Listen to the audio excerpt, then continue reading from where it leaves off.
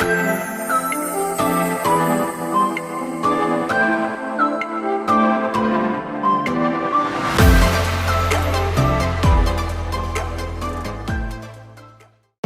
guys, welcome back to the channel. If you're new here, my name is Ro, and I'm on this lifelong journey on the carnivore diet with just hundreds of my closest stranger friends. So if you would like to join us, please subscribe and hit the notification button so that you know when I release the next video. And if you like the video, don't forget to like, because that tells YouTube to push it out so that we can reach more people and help more people. Yes. So today is part 2 of my interview with Jen Bulow. Now, if you missed yesterday's, go back and see that video before you see this video, because that video had 2 amazing, yummy carnivore recipes that I think is really going to help all of us get to the finish line, don't you? Yeah. Yeah, for sure. So go back and watch that if you missed it. Today, however, which is still the same night as you'll see, but this is part 2. We are going to talk about Jen's personal journey and struggle with diverticulitis. And just a month ago, she was hospitalized, and she came out of that, like just this new person. But before we jump into that, let's go back. Let's rewind and go back to like what was your diet mostly like when you're, I mean, I've known Jen since our 20s. yes. So tell us about, you know, your journey for health and your journey for diet, because I've seen some of that myself. So if you can just tell us all what that was like. Okay. Well, we are in California, and we are full of vegans and vegetarians. So when I first began my journey as a raw vegan was about 15 years ago, and I remember taking the education, and I was like, oh, I am not stop eating meat. There's no way I'm not eating meat. I'm Mexican. Like, I have to eat my meat, right? And then over the course of the education, the classes that I was taking, I slowly converted, and I became a raw vegan, which meant nothing was over 118 degrees, all plant-based.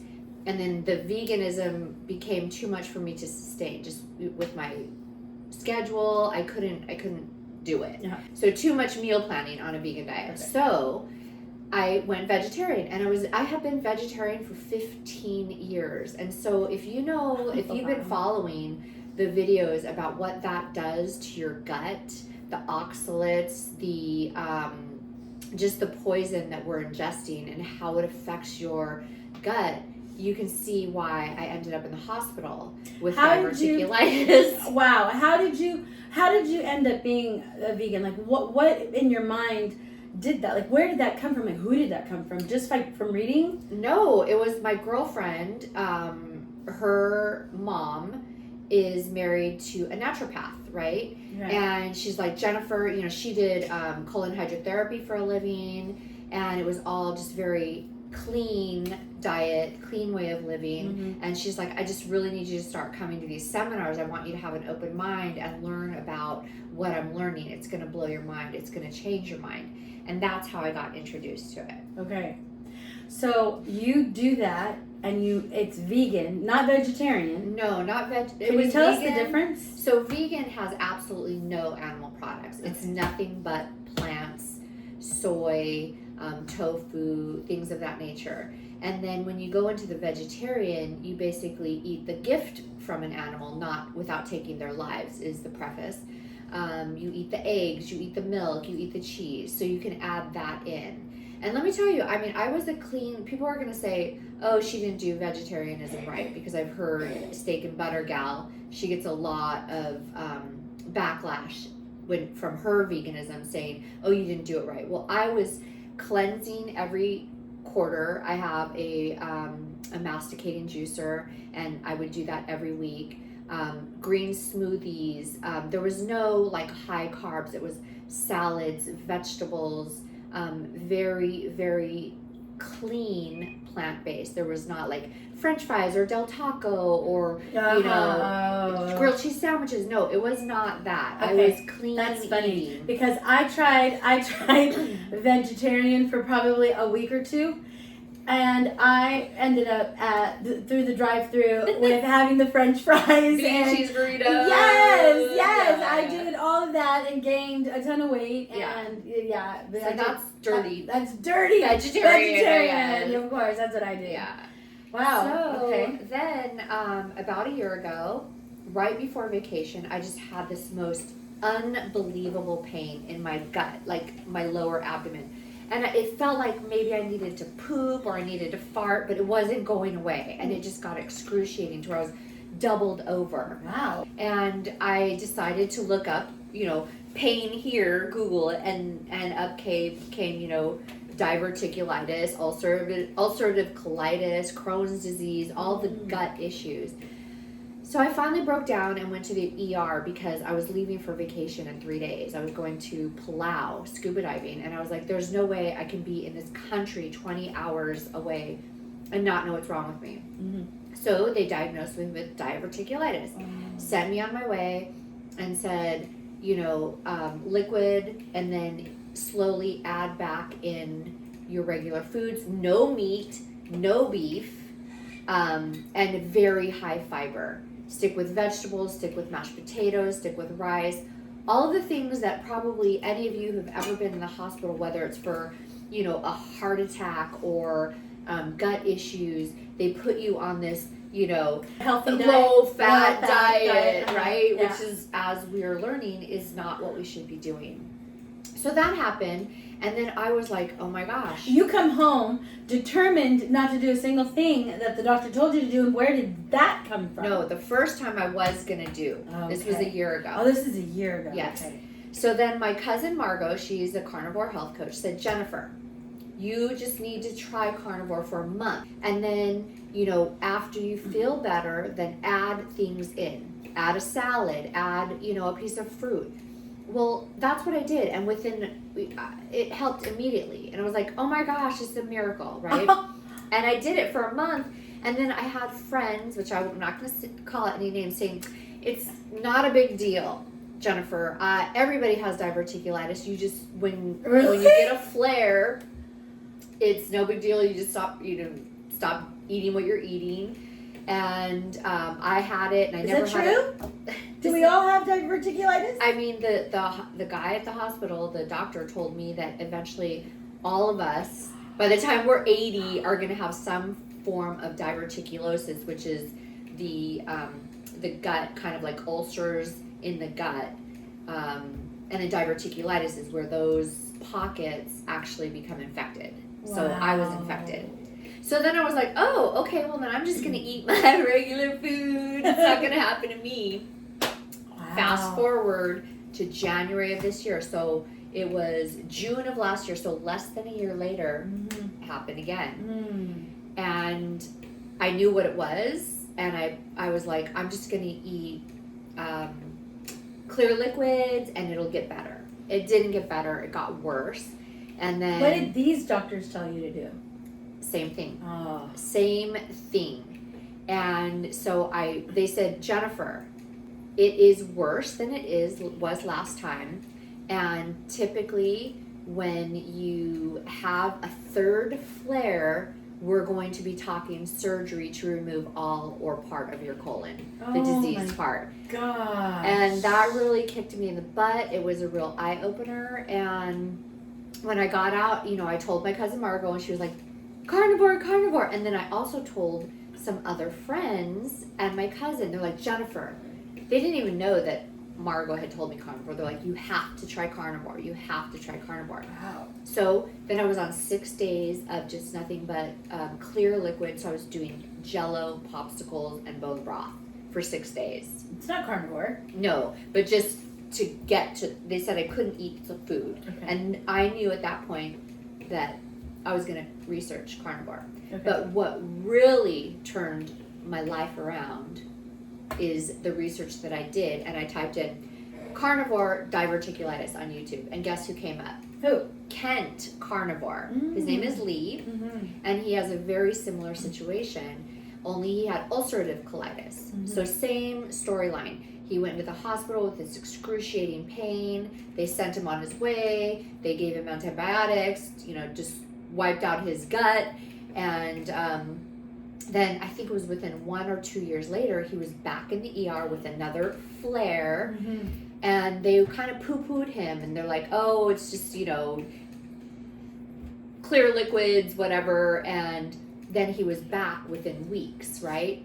Mm-hmm. And so when he went back, they looked and they saw that everything was destroyed. Oh. And so they removed his entire colon. This guy's in his 20s, right? Oh, no. So he has a colostomy bag now. Oh. Really good looking guy, young, has his whole life ahead of him.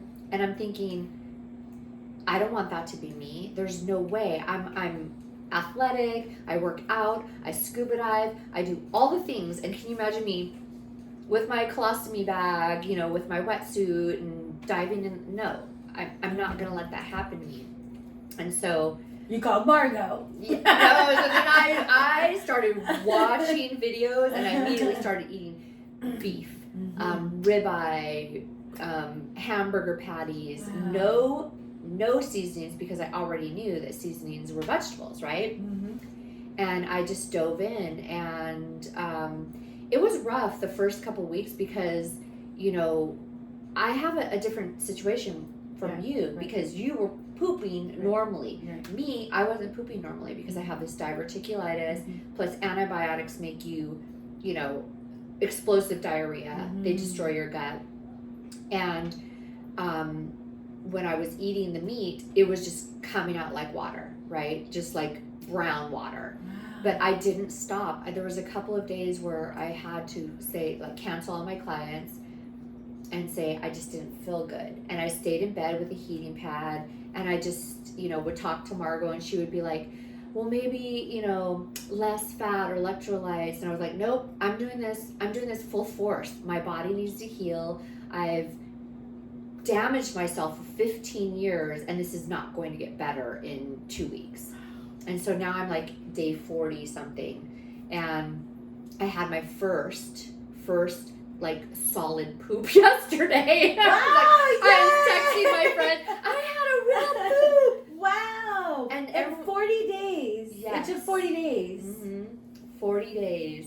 Wow. And I was just like, oh my gosh, I could feel the healing. I could feel it healing. And I'm not going to stop. People are like, are you going to eat like this forever? And I said, I just can't imagine not eating this way, because look what it's done. You know what I mean? Mm-hmm. And so for the people, I'm also on a Facebook group, Diverticulitis for Women. And, because of course I was like, how do I fix myself? And that is a huge eye-opener. These women left and right are having colon resections. I'm telling you, every other person that's posting is saying, I'm going in for a colon resection. I'm having my colon removed. What can I expect? And every single doctor is telling them, rice, high fiber, the fiber supplements. And if do they prescribe vegetables too? Yes, they do. Yes, vegetables. It's just crazy. And so now I'm like, this Kent Lee from Kent Carnivore, he was saying, if somebody would have just told me about carnivore, I could have saved my colon. And so now when I go onto that Facebook group, I'm like, want to share. And people are just like, nope, no meat. They just want to beat the crap out of me. Wow. And I just want to share because I feel like I want to help. Yeah. And you know what else Lee said, which really, really spoke to me on Kent Carnivore, is that he has the unique perspective, right? He has this bag here, and he would notice when, because he wasn't guided on what foods to eat, just like I wasn't. And so the food that he would eat, all of a sudden his bag would get all full of gas if he ate fruits or vegetables or bread or pizza or whatever. And he could see what was in there. He could see the whole pieces of mushrooms and bell peppers, but the meat portion, if it was like pepperoni or sausage, it was liquefied. Nothing else showed up except for the vegetables and the fruits. And so then that's when he started diving into the carnivore diet, and he was experimenting all different kinds of meat, like organs, beef, chicken, fish, to see what would happen. And they were always liquefied in his bag, and there was no gas. His bag was just flat. So that's why we don't, have gas as carnivores anymore. And we're always being told that, meat is really hard for our body to digest. But that was proof on the inside of what's going on in your body that no, it's the vegetables that our body is having a hard time. So he had that unique perspective, and I was like, wow. That's telling. Yeah, it was really spoke to me. Yeah. Open your hearts, open your minds. If I could come from vegan, raw vegan, vegetarian, and just open myself to the possibility, you just never know. And to have your health turn around that way, he wishes somebody would have shared that with him. So if you have look it up, intestinal issues, gastro, Crohn's, diverticulitis, ulcerative colitis, which is what Lee had, IBS, all of these, SIBO, which is bacteria in your gut, leaky gut. I'm telling you, this, from personal experience, in 40-something days, this will change your mind. Just be open, try it for 30 days. Give yourself that, and go down the rabbit hole. Watch Dr. Berry, watch Dr. Chaffee, Steak and Butter Girl, Laura Spath. We love her. Kent Carnivores, Amanda. She's also like Amanda, carnivorous me. Oh, I don't know. See, there's so much. There's so much out there. Yeah, you can spend all day watching, and I try and watch a video every day. Last night, I dove into "Vegetables Are Killing Us" or "Vegetables Are Killing You" by Dr. Chaffee. Oh, and that was another thing when Margot introduced me. I was like, no, God would not create fruits and vegetables that are toxic to us, I didn't want to accept it. So when he broke down the science and the botany of what is actually, there's over 100 carcinogenic things in like broccoli and kale and things that I ate all the time, and mushrooms and tomatoes and coffee. Coffee. Thomas was watching it with me last night. He's like, "Oh yeah, I'm not going to drink coffee anymore or tea," because he had to be shown the science. It kind of just come from his wife. Right. So if you're already a carnivore and you're like trying to get a friend or a family on board, watch the videos and find one that will speak to your loved one. Have you in your research, have you found anything that explains why the vegetables are so bad here? Because Lillian Garcia, she has been a carnivore for 6 years, and she says that when she goes to Europe, she can eat vegetables and she can eat anything she wants. So have you come across in your research anything that says why maybe in the United States we're having this issue with vegetables versus Europe, who's not having this issue? I mean, lot of talk about it, and I haven't personally seen any studies, but a lot of talk about our food is highly genetically modified. It's highly processed. So, maybe it wasn't God. Yeah, exactly. It wasn't Adam and Eve.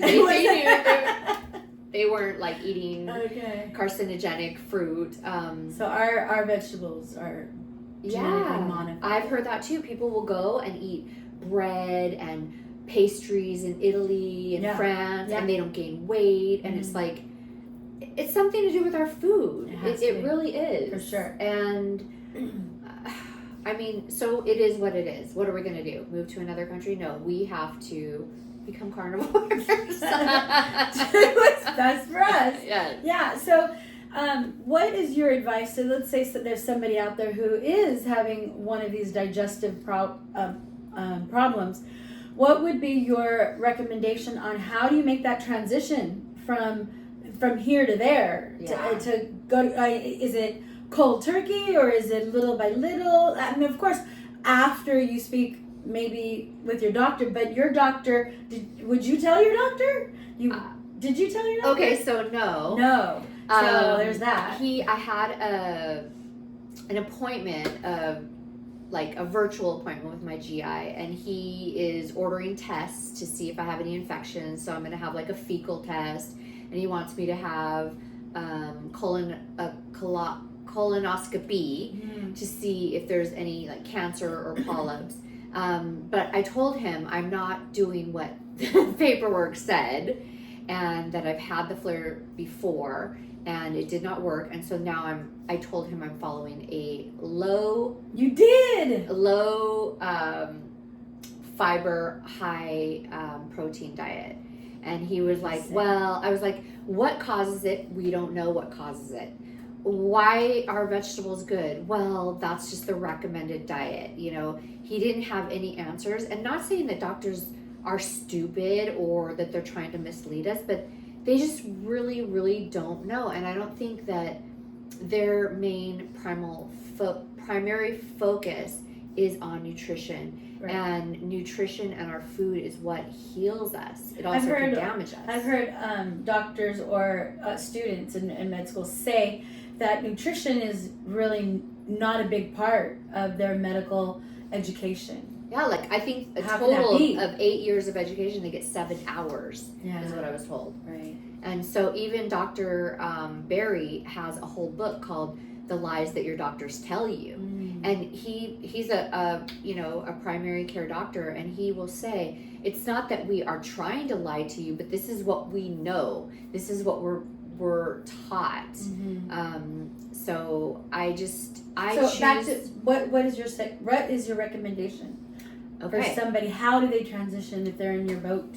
I think that the best thing to do is primarily be an advocate for yourself, and transition, like with my husband. Well, if you're in a flare, I would say full on, just go for it, because anything that you eat as far as plant-based is going to wreak havoc on your gut and your intestines and your colon. Based on my experience, I'm not a doctor, so I'm not, telling you that this is true and factual. I'm telling you based on my own experience, that's what will happen. So if you have the luxury of not being in a flare and not having issues, then I would definitely transition. Like I transitioned Thomas. So I took out the processed foods week 1. Then I took out, I think I took out dairy week 2. I took out vegetables week 3. And I took out fruit week 4. And then by week 5, he was carnivore. Yeah. That's a really good plan for somebody who doesn't want to go cold turkey. That step-by-step plan is really helpful, I think. Yes. So what's next for you in this diverticulitis?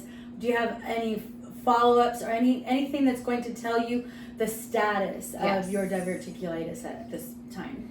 I do, and so the next step for me is that fecal test. They're going to test to see if I have any in kind of, he named the infection, but I don't remember what it was. But then he wants to have me do a colonoscopy, which I'm actually opposed to because a couple of my friends have had, they nicked their colon and then caused, issues with leaky gut and ended up with a bag, and then another one that had, just a very weak colon and it shredded their colon. So I want to have what's called like a virtual colonoscopy. They do it like an MRI. He's trying to sway me away from doing that because he says that if there's any polyps in there, they can't remove, and then I will have to go back after they see the polyps, and then they'll have to put me under and remove the polyps.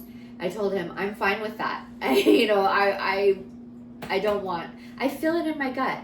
You guys, when you feel things in your gut and you're just like, I knew I shouldn't have done that. Listen to yourself, listen to your gut. So I'm going to wait to see what happens. My plan for the future is to continue doing what I'm doing.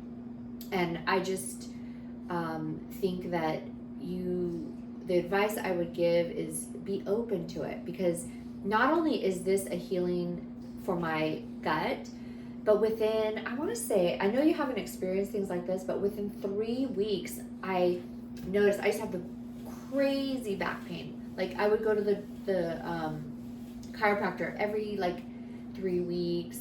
And I thought, oh, I'm just, doing my squats wrong and working out wrong. And I would literally get out of bed and I'd be like, oh. But now I get up and I'm just like, and the first time I did it, I looked at Thomas, I'm like, oh, I'm not in any pain. Wow. And that's inflammation. That's great. So like these little things, I don't have anxiety anymore. When I used to go to bed, man, I was so anxious. That's gone. I am totally clear-headed now. I used to tell Thomas, which is my husband, by the way, babe, I think I have like early onset Alzheimer's. I feel so foggy and I can't even complete a sentence. I'll think these words and I couldn't create the sentence. And I would be talking to my clients who I've had for years and I couldn't remember their names. And like, it was a real thing, a real fear. And people were like, you're just getting old, that's what happens. It's just a brain fart or whatever. But that doesn't happen to me anymore. Wow. I can just name a lot of things that are changing. And I don't know what else needs to happen to better, because I feel at my peak. I've lost almost 15 pounds. Oh, that's a bonus. And that wasn't even your reason for doing it in the first place. That's just the icing on the cake. Exactly. The topping, the cherry topping. Exactly. Yeah. Eating is so much easier now. Yeah. I'm telling you. I mean, I've done everything. I've done keto. I've done HCG. I've done Weight Watchers, We've done a lot of that together. Yes. And all I have to do is, like, even if I'm out and about and a long road trip, In-N-Out Burger, just patties. And I mean, I have even eaten a hot dog, which I never in a million years would eat a hot dog. And that's great. It's meat. It's beef. Great. No more burping. No more farting. That's great. No more. I don't smell. Like, I barely have to wear deodorant. Wow. Even when I work out, nothing smells. It's like so nice. Wow. I could crazy. probably sit here and list a bunch of things, but it's funny, these little things that you notice, and you're like, I wasn't even thinking something like that could happen. Right. That's great. Well, that's great. We'll bring you guys an update as soon as you get these test results, and we'll definitely. When is that happening? So they ordered it. I just need to go to the lab, and then I have to research to find somebody who will do a virtual MRI colonoscopy, because he's like, I've done one in my life, and he just doesn't do it again. Yeah, it'll cost you a lot of money, and I'm like, it'll cost me a lot more money in the end if I end up shredding or puncturing my colon. That's not even a thought. Yeah. All right, so then we will definitely bring you guys an update. And I know we have talked about a lot of people in this video. I'm going to go ahead and tag every single person that we've mentioned. I will go ahead and put them in the description so that you can have more resources that you can look after and minimize your research. We'll totally help you out with that. There's some great people out there that already have done it, and you can see what their lives are like after, and doctors and everybody that Jen has mentioned. So we'll get all of those people to you. Cool. Jen, thank you so much. I'm so glad we're doing this together. I love it. Thanks for being here. For you new people, we'd love to have you subscribe. We'll see you on the inside. Bye, everyone. Bye. Good night. You're so good. You're so good.